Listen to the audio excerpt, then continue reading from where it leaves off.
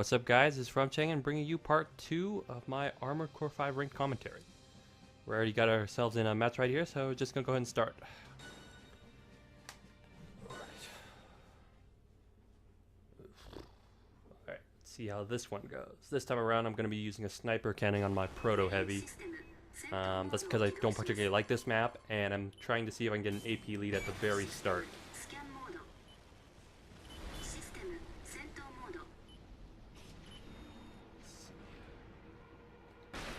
Yep, got him. Alright. This is a great way to start the match.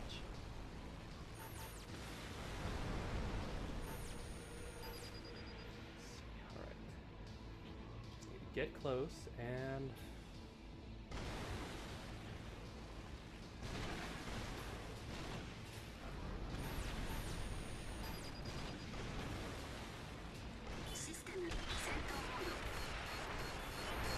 rapid fire battle rifles. Careful of that.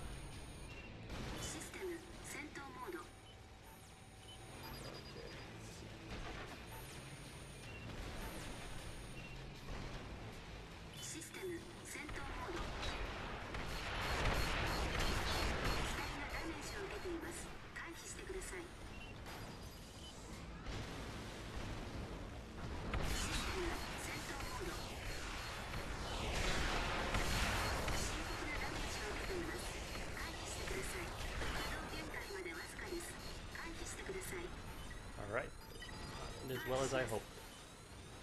Probably should take a second shot.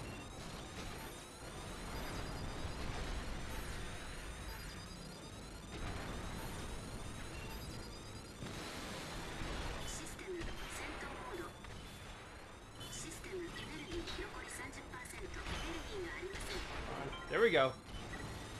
Alright. Rapid fire battle rifle. I completely forgot about that when building this. That's definitely something I need to watch out for in the future. That match was a little too close to comfort.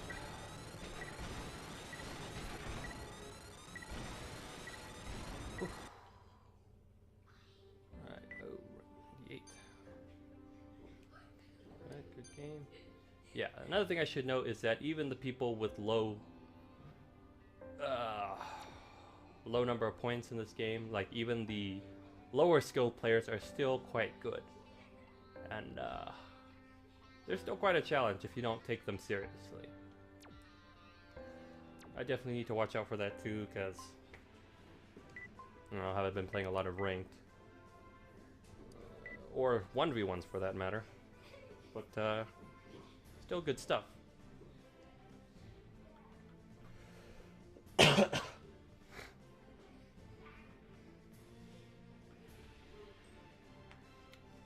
So I guess a few concepts I should talk about here, because when you play 1v1s, especially ranked, the dynamics of the game change a little, because it's not a team battle anymore, obviously, and how you play the game based on that is actually altered quite a bit. First thing to note off is in ranked battle, it's a 5-minute match, so it's random, and as soon as your opponents get in, you'll find out what map you are. It's pretty simple, fairly simple, hopefully. And one thing you need to especially take note of in the game when you're playing ranked is AP lead. So basically, what an AP lead is: how much AP you have, how much AP your opponent has, and who has the most AP. When you have AP lead, this means that your opponent has to play your game. They have to come to you. They have to chase you down. This is why a lot of people choose like the Fortress quads, because they have a really high AP along with good defenses. So if you get a map like Huge Canyon, you can pretty much float in the middle, and your opponent isn't going to do much about it unless they have snipers or, you know, a sniper weapon. They're just going to float there, and you have to come to them in order to win, because since they have more AP at the start of the match, if you don't do anything change that, like let's say the time runs out, they're going to win. They're gonna get less points, but they're still gonna win. So you have to be really careful in that respect. I guess that's also a reason why the TE midweights are kind of popular. It's because not only do you buff out PMGs and sometimes pulse guns, but it also gives you a fair amount of AP. All TE parts have greater AP than the other parts. Oh, and we found our next opponent.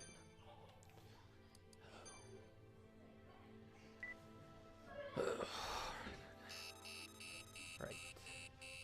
What I want to use here.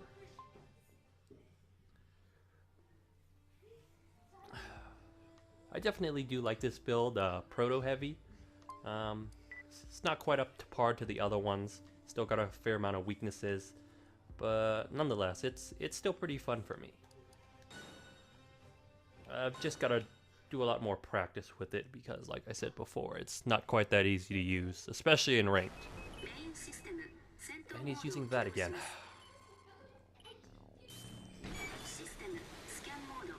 Alright, let's see if I can play a little safe this time.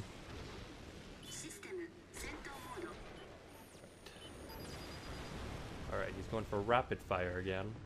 Gonna need to watch out for that.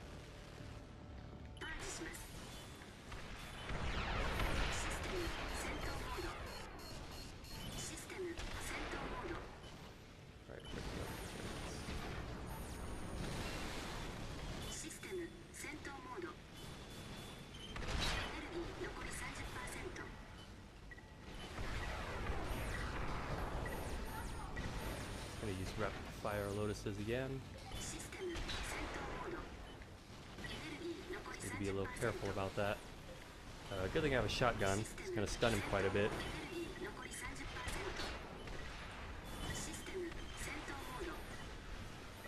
Otherwise, this would be a little bit more difficult. Especially if he's glide boosting. If I hit him while he's glide boosting, he's gonna get the full stun. And that's going to knock him out of the air and lower his defenses for a little while. Which I would not mind at all. Right now I've got AP lead, so...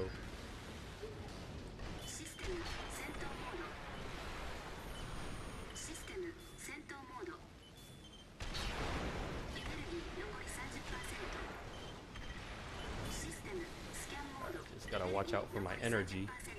Because if he gets me while I'm low, it's gonna hurt. Thankfully, he's not too good at moving. So he's relying more on his build and his skill. As you can see there, shot out of the sky.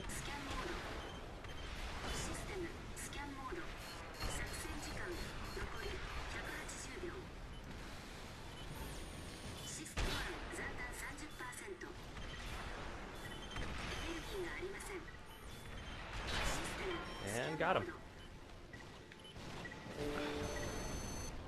Definitely forces you to play a lot harder over here on this side and makes you think a little more.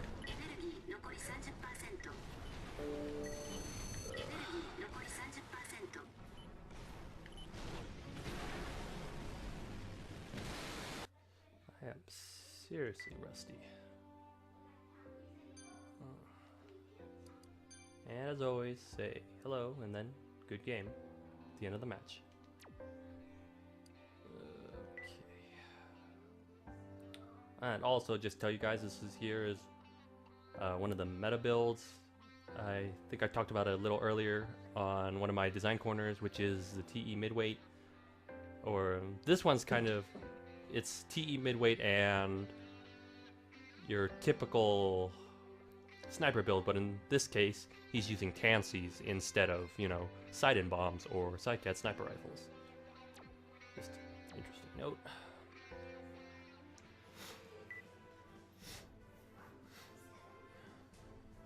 Still not too terribly busy on this side. Still early in the morning. Actually, I think I'm gonna step out of his room. Usually when in ranked, I try not to fight people too many times. That's why, especially if I'm winning, because I don't want to fish for points. So if I go get into a room with someone, I play with them repeatedly and I beat them, Usually I'll just step out and wait for a little while. That's just what I do. Sure, people just go in the same room, ranked rank, and just do it over and over again, even if they beat them. Doesn't really matter. It's just, I prefer not to do that.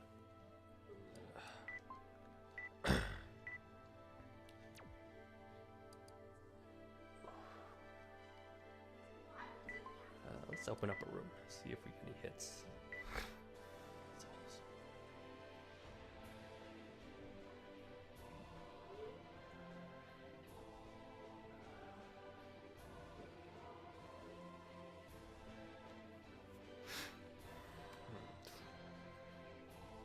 Anyway, as we were talking earlier about AP lead, it's usually one thing you really need to pay attention to when you play ranked battles, because especially here on JP, they are not gonna hesitate to use that any chance they get. Kind of annoying when you have to fight the quads, especially in you know, like I said before, Huge Canyon, or even worse, Marine Facility, where there's only one tower. If they stay on top of that tower and stay floating in the sky, and you don't have the right weapons, it's pretty much game over. That's also why you saw earlier when I was in Huge Canyon, I used that sniper cannon build, or the proto heavy with sniper cannon. Hello, nice to meet you. It's because if I can get that first shot off, I could usually take one shot's gonna take AP lead away. You know, Erpson does 16,000, and we found our next match. And speak of the devil, Marine Facility.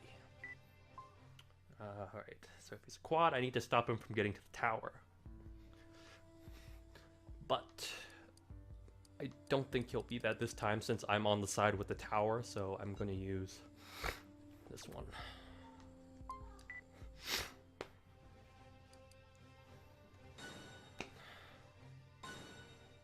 Fun fact, a lot of times the Japanese will often ready up almost instantly when a match starts. I find that very nice, because a lot of times my teammates will wait a whole 3 minutes. Those jackasses. Alright, so he's a lightweight.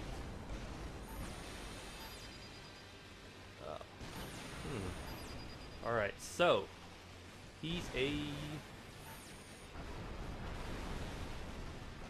beginner. Okay. So I'm gonna end this pretty quickly.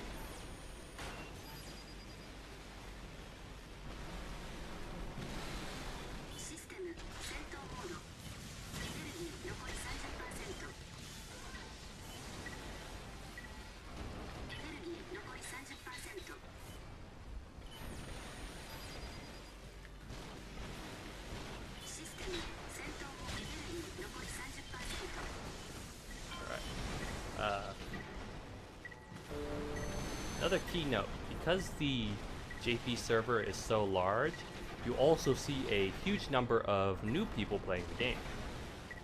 Especially if you go into free battle. If you watch some of the videos on my channel, some of the free battle weekly, you'll see that a lot of times the battles you see are one right after the other. And the interesting note is that most of the time, they're almost always new people. I can't tell you how many times I've, gone into free battle and seen someone just be using all junk parts because they just started the game. That's kind of what separates free battle from ranked, because ranked is where most of the skilled players are. You might see them in free battle, but because there's so many people, so many rooms up at once, it's kind of hard to find them, unless you're well known in the community. Alright, I guess I'll end it right here. I actually have another 5 minutes, but I think I'm going to end it right here real fast. If you like this video, please, like and subscribe. And look out for the next one.